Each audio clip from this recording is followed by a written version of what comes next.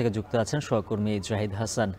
জাহিদ, শুনানিতে কি যুক্তি তুলে ধরছেন বিএনপি জামায়াতের আইনজীবীরা, বিস্তারিত আর কি তথ্য রয়েছে জানাবেন?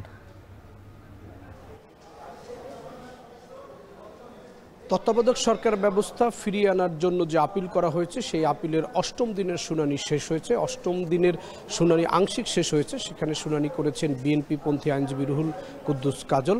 তিনি তার শুনানিতে বলেছেন যে তত্ত্বাবধায়ক সরকার ব্যবস্থাই হচ্ছে নির্বাচনের গ্রহণযোগ্য পদ্ধতি এবং তত্ত্বাবধায়ক সরকারের অধীনে যে নির্বাচনগুলো বাংলাদেশে হয়েছে সেই নির্বাচনগুলো উৎসবমুখর হয়েছে এবং ভোটাররা আনন্দ এবং উৎসবমুখর পরিবেশে ভোট দিয়েছেন এবং এই নির্বাচনগুলো নিয়ে তেমন কোনো বিতর্ক নেই বলেই রুহুল কুদ্দুস কাজল আদালতকে জানান। এবং তার যে মূল যুক্তিতর্ক ছিল সেটি হচ্ছে যে তত্ত্বাবধায়ক সরকার বাতিল করে সাবেক প্রধান বিচারপতি এবিএম খায়রুল হকের নেতৃত্বে আপিল বিভাগ যে রায় দিয়েছিল সেই রায়টি বাতিল করে দেওয়ার পক্ষে তিনি মত দেন এবং রায়টি বাতিল করে দিয়ে তত্ত্বাবধায়ক সরকার ফিরিয়ে দেওয়ার জন্য আবেদন জানান। একই সঙ্গে যেই বক্তব্যটি তারা দিয়েছেন, এর আগে জামায়াতের পক্ষে আইনজীবী শিশির মনির একই বক্তব্য দিয়েছেন, সেটি হচ্ছে যে তারা এই মুহূর্তে তত্ত্বাবধায়ক সরকার ব্যবস্থা কার্যকর চান, অর্থাৎ তত্ত্বাবধায়ক সরকার ব্যবস্থা ফিরে আসুক, আপিল বিভাগের রায়টি বাতিল হয়ে যাক। তবে যেই নির্বাচনী রোডম্যাপ শুরু হয়েছে ফেব্রুয়ারি মাসকে কেন্দ্র করে, সেই নির্বাচনটি হতে হবে অন্তর্বর্তী সরকারের অধীনে এবং এই নির্বাচনের পরে যে সংসদ গঠন হবে সেই সংসদ ভেঙে দেওয়ার পরে চতুর্থদশ যে নির্বাচন হবে,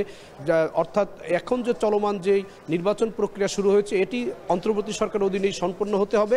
এর পরবর্তী সংসদ নির্বাচন হবে তত্ত্বাবধায়ক সরকারের অধীনে। এটি হচ্ছে মূলত জামায়াত বিএনপির পক্ষে জোরালো যুক্তিতর্ক এবং এটি বিএনপির আইনজীবীরা লিখিতভাবেও জানিয়েছেন এবং মৌখিকভাবে তাদের আইনি যুক্তিতর্কে তুলে ধরেছেন। সবকিছু মিলে জামায়াত বিএনপির মূল বক্তব্য হচ্ছে যে তত্ত্বাবধায়ক সরকার এই মুহূর্তে ফিরে আসুক, তবে সেটি কার্যকর হবে আগামী নির্বাচন থেকে, অর্থাৎ এই ফেব্রুয়ারি নির্বাচন হওয়ার পরবর্তী যে সংসদ গঠন হবে সেই নির্বাচন থেকে কার্যকর হবে।